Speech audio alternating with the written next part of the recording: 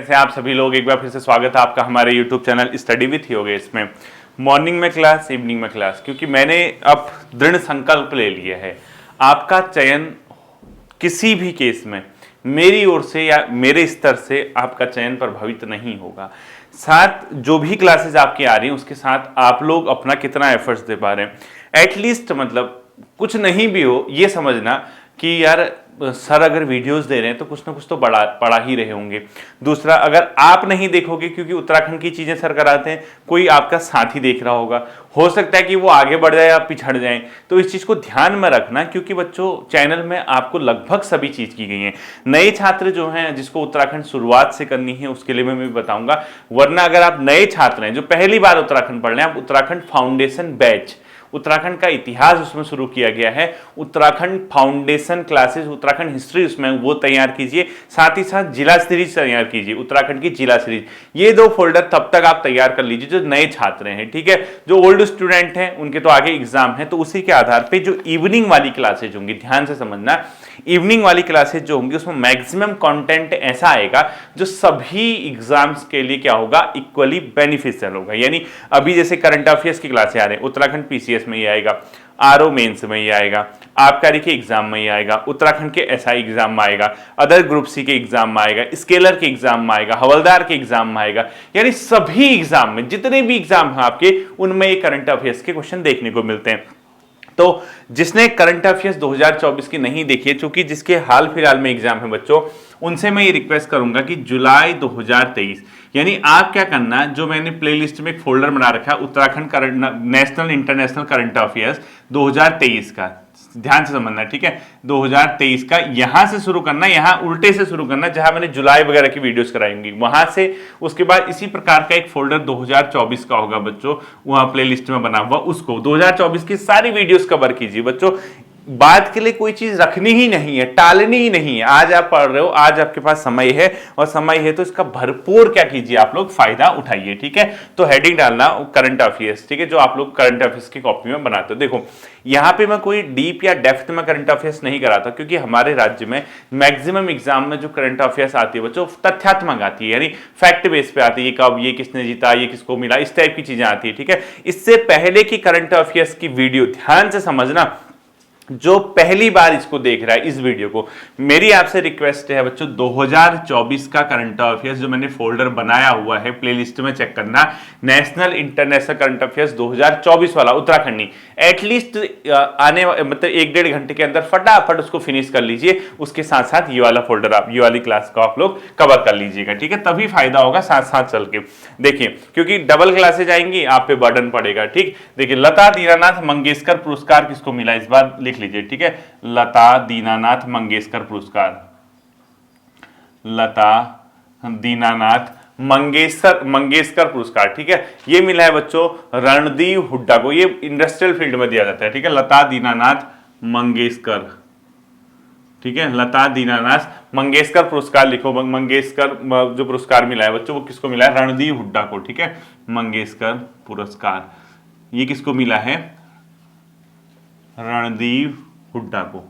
ये बच्चों बेसिकली हरियाणा के हैं, और ये क्या है, अभिनेता हैं।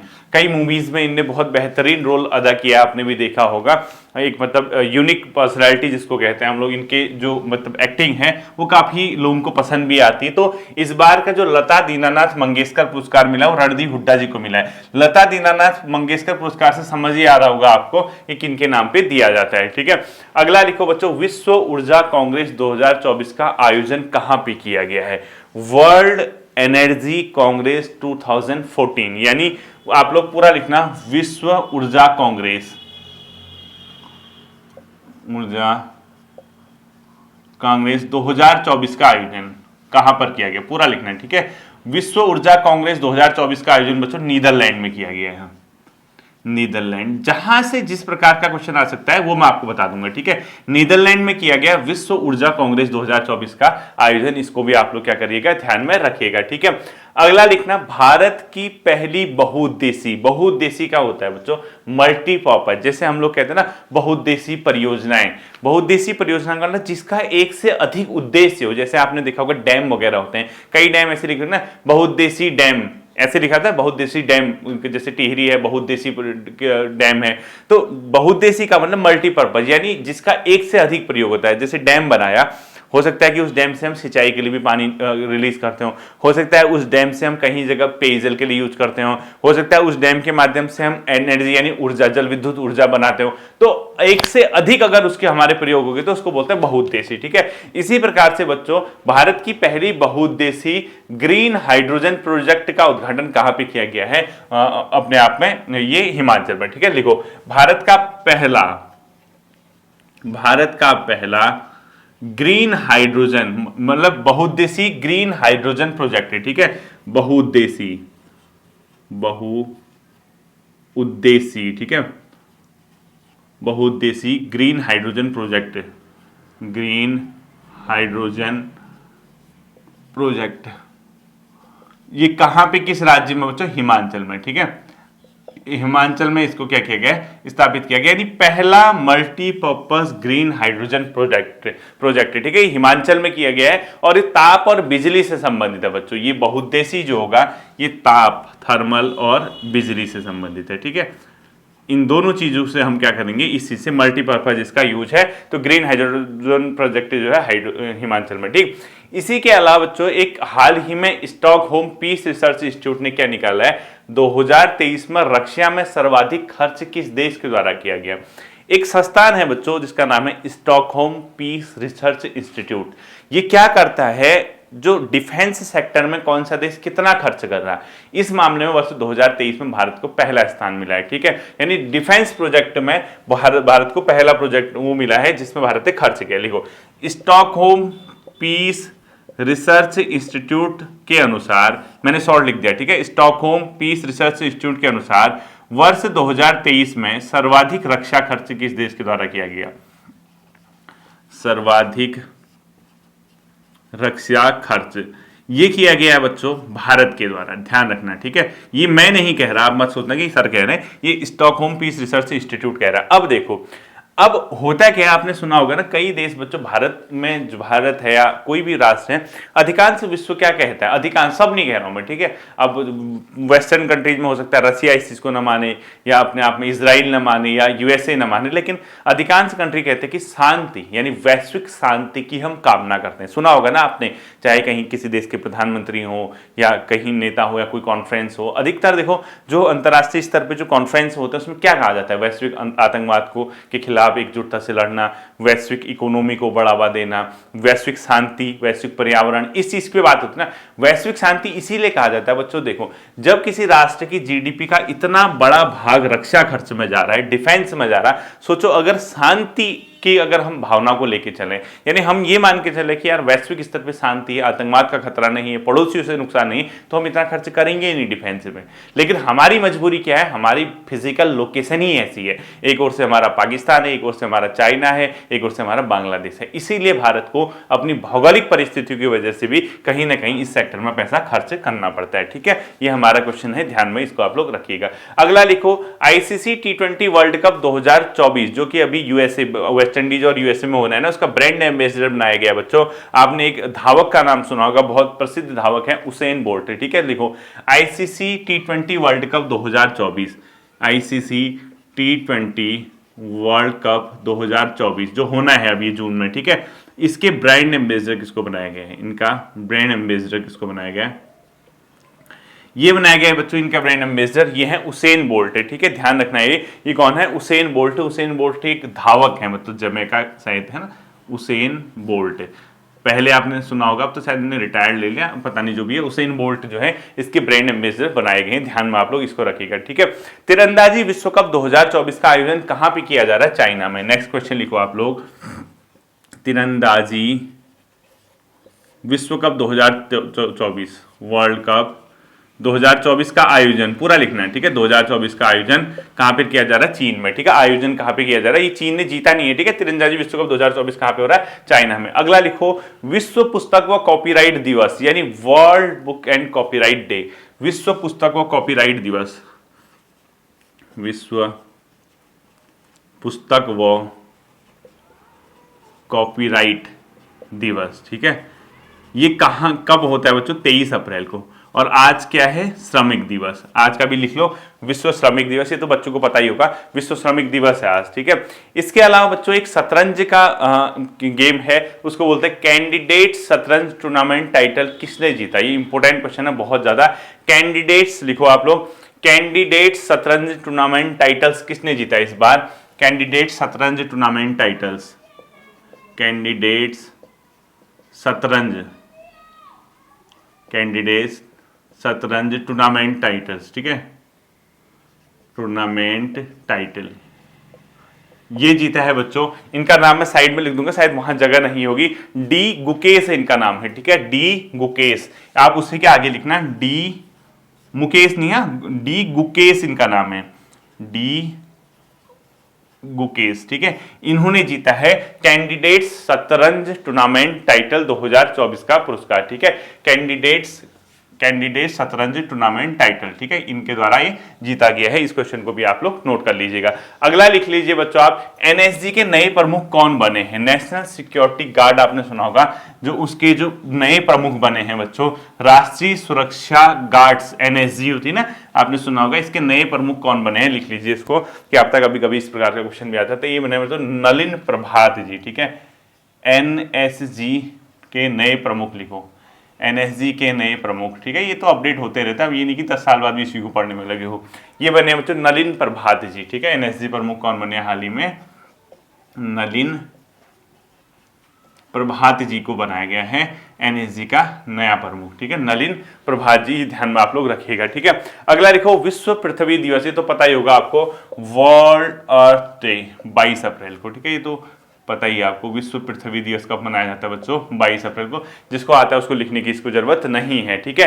अगला लिखो आईएमएफ के नई एमडी मैनेजिंग डायरेक्टर महाप्रबंधक किसको बनाया गया फिर से, क्रिस्टालिना जॉर्जिवा, ठीक है। लिखो इंटरनेशनल मॉनेटरी फंड, आईएमएफ सुना होगा आपने, आईएमएफ के नए एमडी, आईएमएफ के नए महाप्रबंधक लिखो, या प्रबंधक, मैनेजिंग डायरेक्टर लिखो।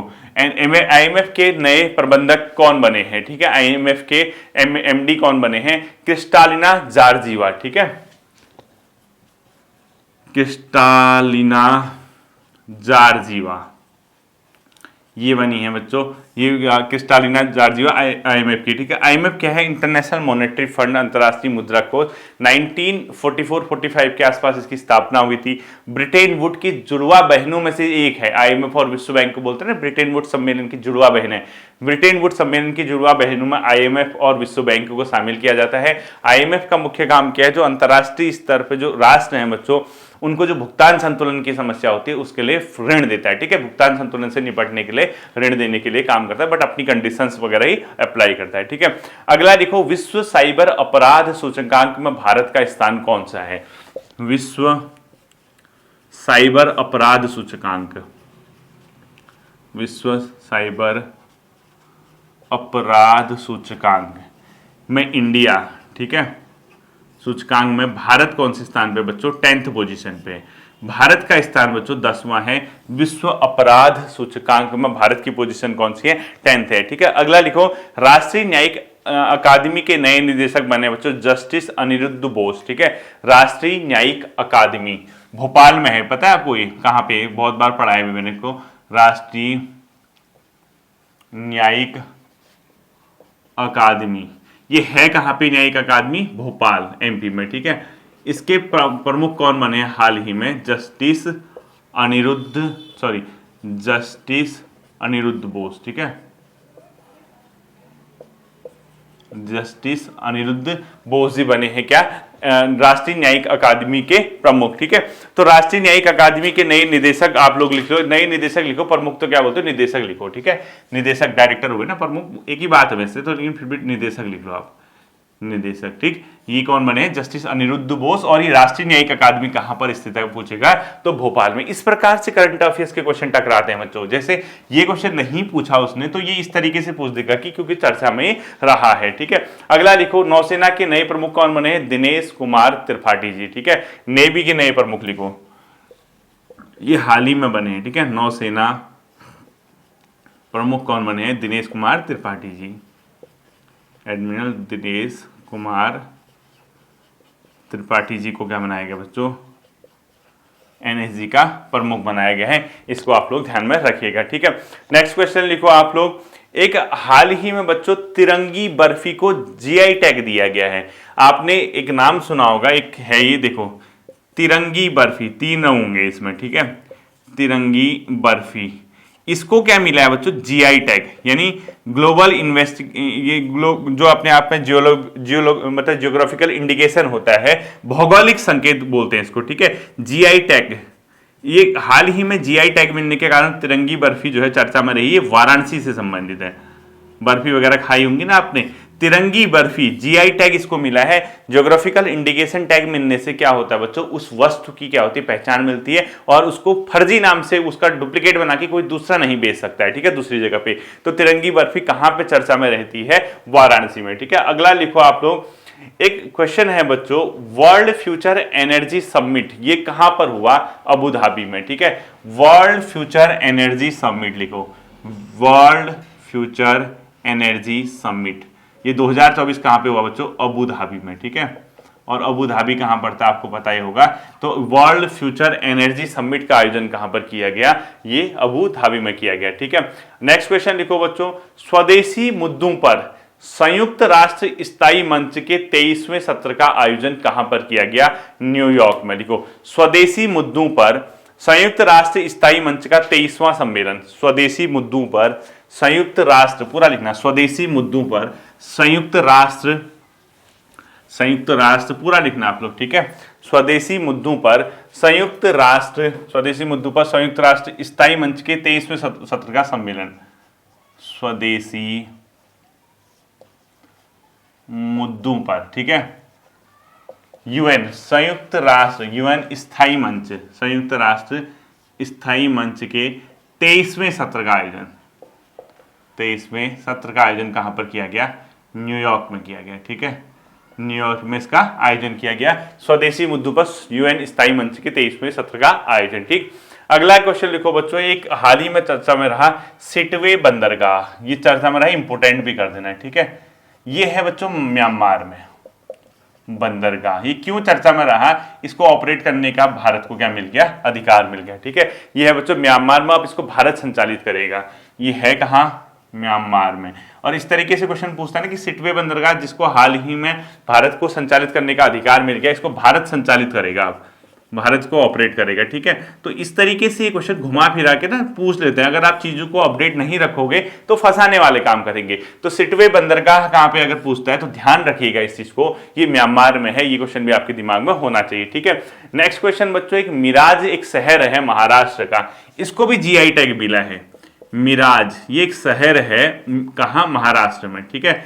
ये शहर है कहां पे? महाराष्ट्र में। ये जो मिराज है इसको भी जीआई, जियोग्राफिकल इंडिकेशन का टैग मिला है। तो मिराज शहर बच्चों अपने आप में म्यूजिक इंस्ट्रूमेंट्स के लिए जाना जाता है। यहाँ पे जो म्यूजिक के इंस्ट्रूमेंट्स बनते हैं, यानी अपने आप में जो संगीत से संबंधित संगीत वाद्य यंत्र है उसके लिए फेमस है, बनाने के लिए, ठीक है। लिखो, संगीत वाद्य यंत्र बनाने हेतु फेमस, प्रसिद्ध, संगीत वाद्य यंत्र हेतु प्रसिद्ध है ये मिराज शहर। तो यहां पर जो मिराज शहर है बच्चों, इसको जीआई टैग मिला है। कहां पर अगर पूछता है तो ये महाराष्ट्र में, ठीक है। एक अगला क्वेश्चन लिखो, ऑपरेशन संकल्प का संबंध किससे है? ऑपरेशन संकल्प है बच्चों जो नेवी के जो जहाज है, समुद्री सुरक्षा, उनको सुरक्षा देने के लिए एक अभ्यास चलाया गया जिसका नाम है ऑपरेशन संकल्प। ऑपरेशन संकल्प, ठीक है। ऑपरेशन संकल्प लिखो या हिंदी में लिख लो ऑपरेशन संकल्प, ठीक है। ये समुद्री सुरक्षा, समुद्री जहाजों की सुरक्षा, ये समुद्री सुरक्षा से है ये ऑपरेशन संकल्प। इसमें क्या किया गया था, जो नेवी के जहाज वगैरह होते हैं बच्चों, उसके क्या करना था, उसकी भारतीय जहाजों की सुरक्षा के लिए। तो इसके ब्रैकेट में लिख सकते हैं आप भारतीय जहाजों की सुरक्षा के लिए, ठीक है।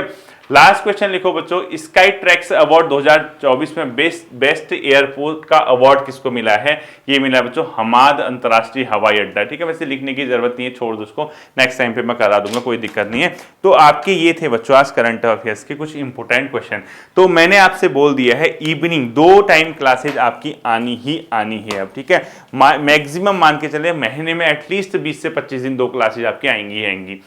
डिपेंड आप पे करता है कि साथ चल पाते हो या नहीं चल पाते हो, कहाँ पे आप रुक पाते हो। ठीक है, मेरी राय मानोगे तो ये जो चीजें हैं, ये क्लासेस ये आपके लिए बेनिफिशियल होंगी ही होंगी। ठीक है, फिर मिलता है अगले सेशन पर, अपना ध्यान रखिएगा। Thank you.